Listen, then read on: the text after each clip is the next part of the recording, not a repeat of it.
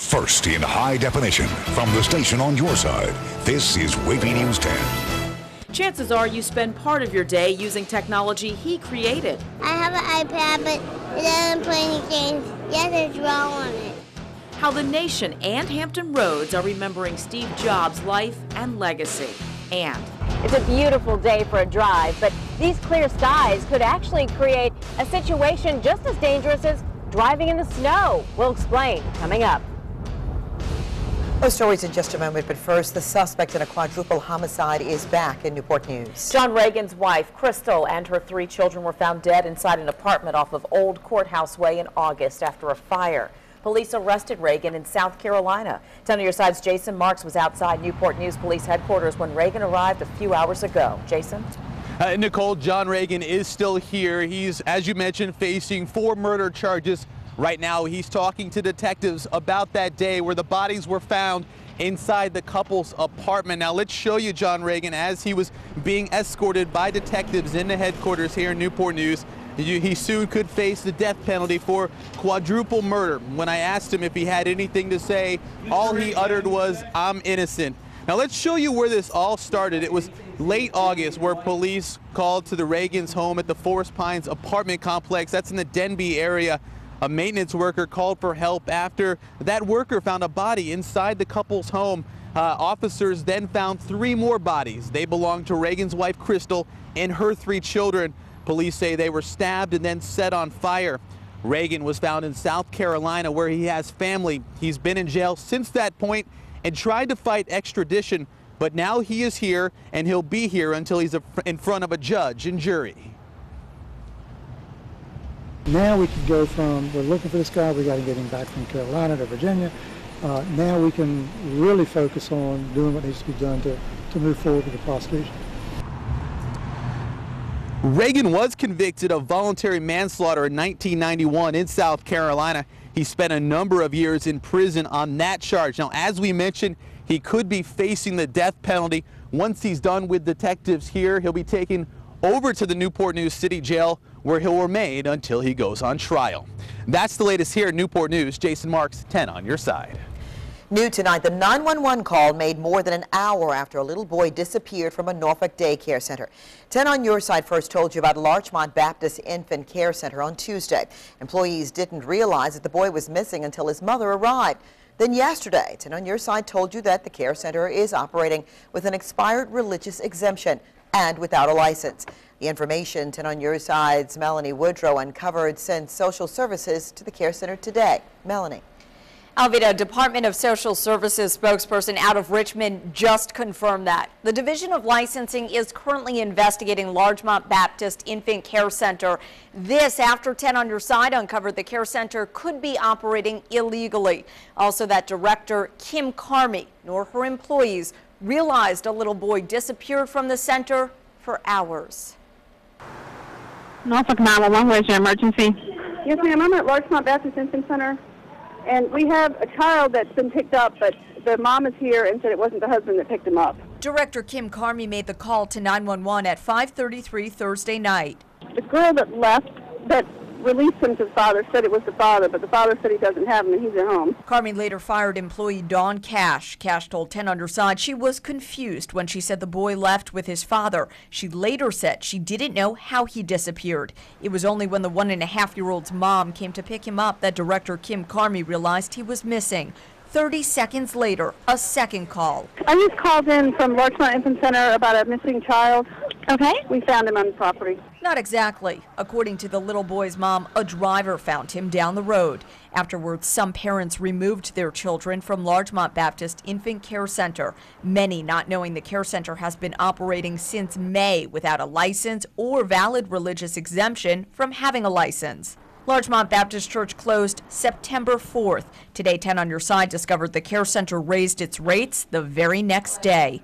We wanted to know why social services allowed the care center to operate without a license or religious exemption. Did social services even know? Hey Regina, this is Melanie Woodrow from WAVY News 10. Here at the regional office in Virginia Beach, we found out the licensing supervisor retired in July. So we called her replacement on the peninsula, who was out, and the Richmond office, only to end up back at the care center on Surrey Crescent. Is the director here, Kim? Where we learned social services employees visited and asked the same questions we've been asking.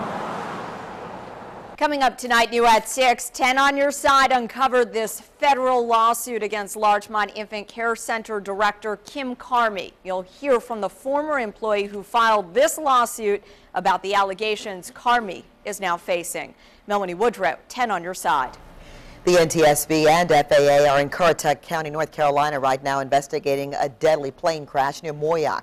The crash happened around 7 last night. The sheriff's office says that James Martin Jarvis died when his plane went down in a remote field off Cooper Garrett Road.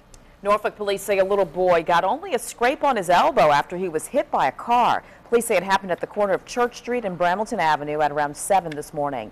Police say the traffic light was green when the child tried to run across and was hit. The driver stopped, got out, and sat with the child until emergency crews and his parents showed up. Police did not charge the driver. Police say an 8-year-old girl has life-threatening injuries after she was hit by a car in Virginia Beach last night. It happened on Sandbridge Road in front of Red Mill Elementary School.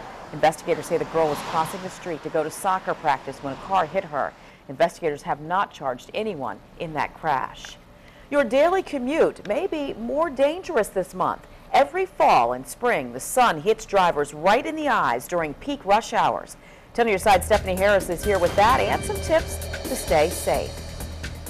Well, Nicole, just take a look at this. This is a live picture, and just look at the sun out here. It's beating down. You can see it reflecting there, the glare off the rooftops of those cars and trucks driving past. Now, this is rush hour, so everybody going west right now is squinting and trying to see. It's really, really annoying, but worse than that, it can be deadly.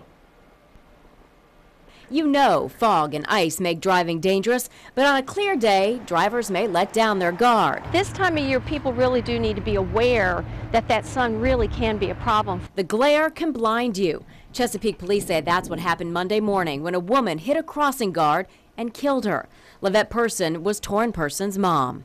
We can't really get mad at her. We know it was an accident. It wasn't like she meant to do it. Police don't keep track of how many accidents are caused by sun glare alone. They lump them together with headlight glare crashes and report them to the DMV. We broke the reports down by month and time of day, and here's what we found. More crashes in October and November than any other month, and most when the sun was coming up or going down. We don't know what direction the cars were traveling, but we do know during the autumnal equinox, the Earth's axis puts the sun right on the horizon during rush hours. And all of a sudden we realize that we're squinting and we really can't see very well out the front of the window, especially going in and out of the tunnel. Georgine Blumling with AAA Tidewater offered some tips. Good sunglasses like these that are got the polarized stuff, and using your visor. Another simple step experts recommend: keep your windshield clean and skip the Armor All. See why? Now this side is much more reflective. And the most important and perhaps most obvious, slow down. The more space you have, the more time you have to react, and that could save a life.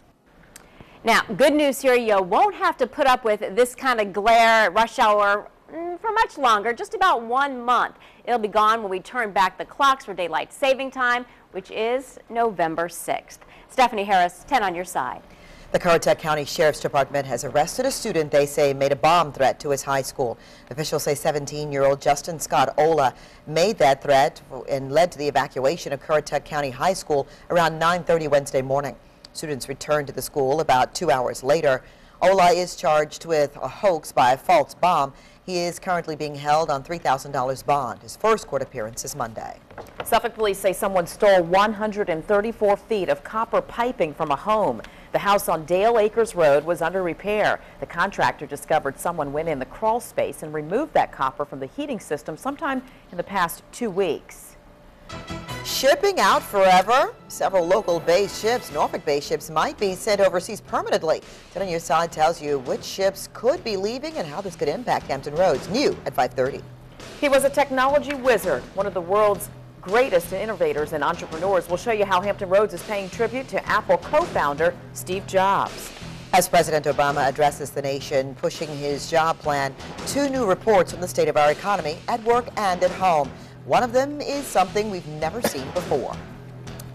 And skies are clear as a bell throughout the area, but we do have some rain in our forecast, and you'll want to see that coming up in just a few minutes.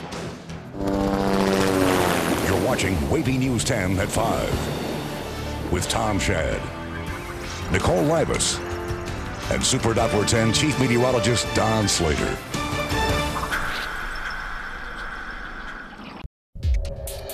Bad news for our economy. The number of people applying for unemployment rose last week. Applications rose by 6,000 to a seasonally adjusted 401,000, according to the Labor Department. The small increase comes 1 week after applications dropped by 33,000. Analysts say unemployment claims remain higher than they would be in a healthy economy. Applications need to fall below 375,000 to signal significant job growth. President Obama says his jobs bill would help boost the economy and create 1.9 million jobs. Today, in his first news conference since announcing the $447 billion jobs bill last month, the president urged Congress to act. Our economy really needs a jolt right now. This is not a game. This is not the time for the usual political gridlock. We've also got to rein in our deficits and live within our means, which is why this jobs bill is fully paid for by asking millionaires and billionaires to pay their fair share. And I think by now, Senate Majority Leader Harry Reid says the Senate will take up the jobs bill next week. It's never been cheaper to own a home. Mortgage rates have fallen below 4% for the first time in history. Mortgage giant Freddie Mac says the average rate on a 30-year fixed mortgage dropped to 3.94% this week. The 15-year fixed rate is also at a record low of 3.26%. Experts attribute the decline to worries about the global economy. Pregnancy drug damage, how a medication their mothers took decades ago could cause problems for women now. Apple after Steve Jobs, coming up what people are saying about his products and his legacy. People across the nation and around the world are mourning Steve Jobs for the devices he developed. Well, they're holding up pictures of candles on their iPads, iPads actually. They're reviewing his life on the Macs and tapping out tributes on iPhones.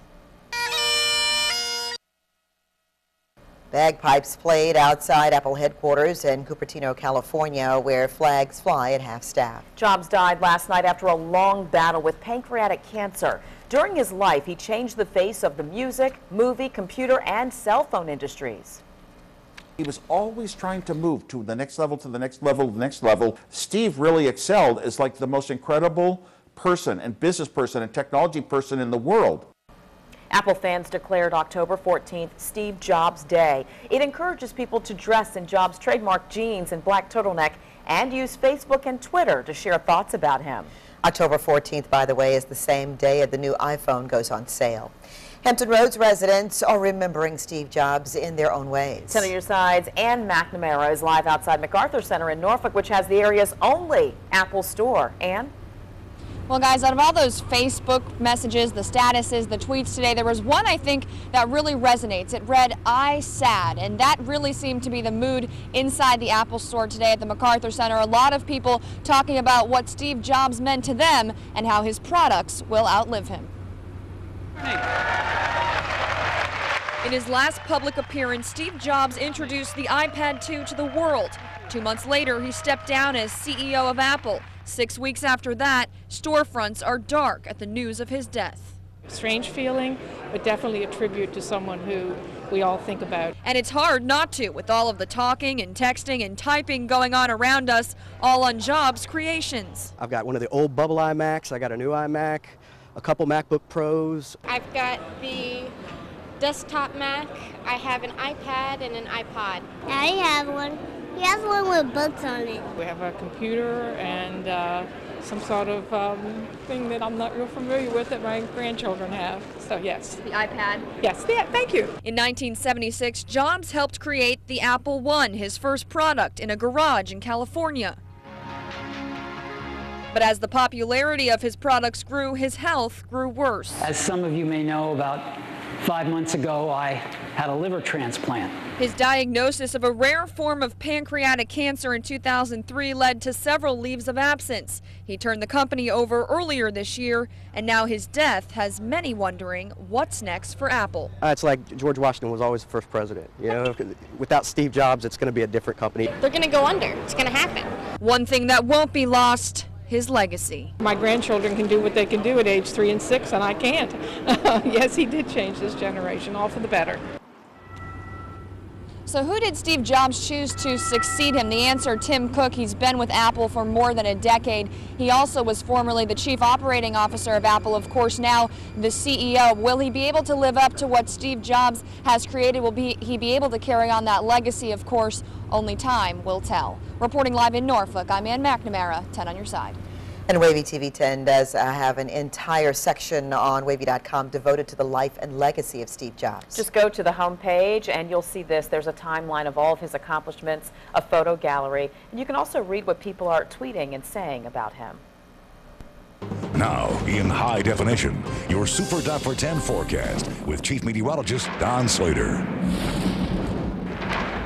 Another day in paradise. Beautiful out there. A little cooler, though, into the area. We saw highs around 70, 72 degrees into the region. Skies are clear as a bell. Very, very nice weather out there. And since we got such nice weather, we have had for a little while here now, you know, we're looking great. I want to show you something as far as the summer of 2011. All the records have come on in. All the data has come on in and tabulated. This was the second hottest summer on record, 2011. 2010 was first. In line. And the thing about it was we didn't have that many days around above 100 degrees. We did have one day at 103 degrees. We had several days in 2010, but at night it didn't drop all that much. And one reason it was that way is that the dew point, that indicator of humidity, that was above 70 degrees for much of the summer. So the temperature doesn't drop below 70, drop below that dew point. So again, very, very warm at night as well. So that punched our average temperature for the month or for the summer well up. Fourth wettest summer on record. It was mainly because of Irene. Most of the summer was near normal, but then Irene pushed things up to well above normal. Here's the 2011 in terms of all the storms thus far. And you can see TS for tropical storm, H for hurricane, and of course we got a new hurricane out there, and that is Philippe. It became a hurricane this morning, and there's where things are with this storm. Here's where we are, and we'll show you what's going on with this thing. It's way, way out there. It's the only thing out there. And it is a hurricane with 85-mile-an-hour winds, moving now to the northeast at 11 miles an hour. And here's where it's going. Here's where it is tomorrow afternoon. Still 75-mile-an-hour winds. From there on in, it motors northeastward and then northeastward on off into the North Atlantic. So it's not going to bother anybody. What is bothering us? Nothing except a little bit of a sticky throat. Right now through the air, we've got normal temperatures into the region. And it's going to stay that way. It's going to be basically to the low to mid 70s each afternoon for the next couple of days. And here's why. High pressure, what's called blocking high pressure. It's blocking everything else out, and it's going to remain over the top of us through Saturday evening. Now, there's where things are Saturday evening at 7, but again, you'll note all this cloud cover on down into here. This will eventually develop into a low pressure area that'll start working its way northward by Tuesday and especially into Wednesday. But for now, here's what we've got going on. East-northeasterly wind, east. There's where we are during the day tomorrow. More of a north to northeasterly breeze during the day for tomorrow. And a little bit more of a wind during the day coming up on Saturday, 10 to 15 in the middle of the day. North to northeasterly wind flow into the area. Right now, Lynn Haven Inlet and elsewhere into the area. Temperatures 65 to around 70 degrees into the area. 72 into Suffolk. High today, 71 through the region. And overnight, we'll drop on down to around 48 degrees for an overnight low. Skies remaining clear as a bell throughout the area. During the day tomorrow, 72. Oh boy, a degree warmer. Mid-70s for the weekend. Still 77 for Columbus Day. And there's that chance of rain moving in for late Tuesday and into Wednesday. It's called a possible breakthrough in stem cell research. See the work that's showing promise for treating disease. He's back in the race. Portsmouth native and Olympic champion LaShawn Merritt will be allowed to compete in London next year. New at 5:30, we'll hear from the runner after winning an appeal against the International Olympic Committee.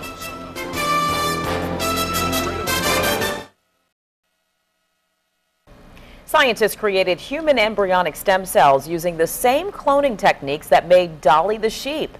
Researchers at the New York Stem Cell Foundation laboratory took adult skin cells and merged them with an unfertilized human egg. They then triggered the egg to develop and were able to extract the embryonic stem cells.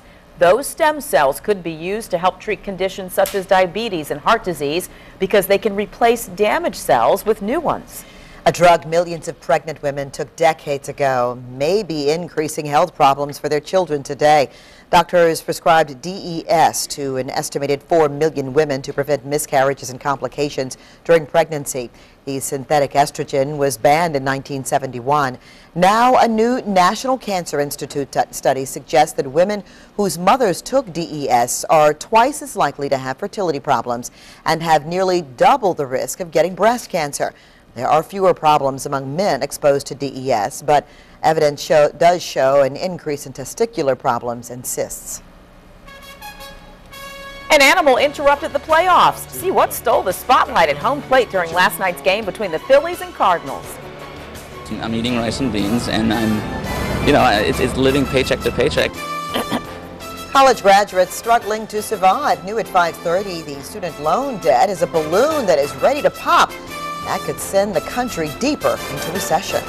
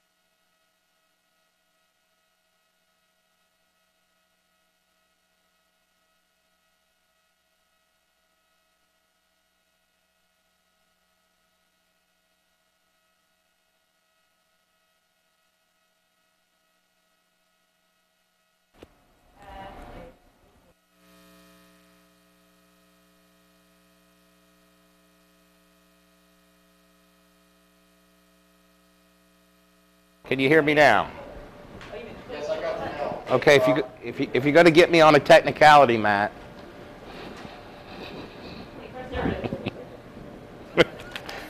Just because it's not on.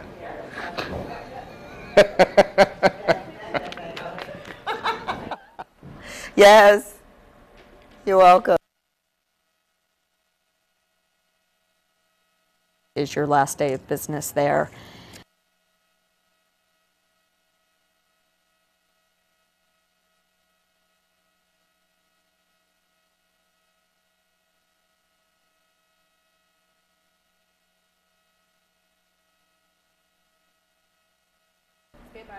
A strange moment in the St. Louis baseball game last night had some people feeling a bit squirrely. Take a look at the left side of your screen. A squirrel darts right across home plate while the Cardinals' Skip Shoemaker is at bat. The squirrel then runs into the stands, surprising some of the fans in the high-priced seats. The game resumed a couple of minutes later. Stay with us. WAVY News 10 at 5:30 starts right now.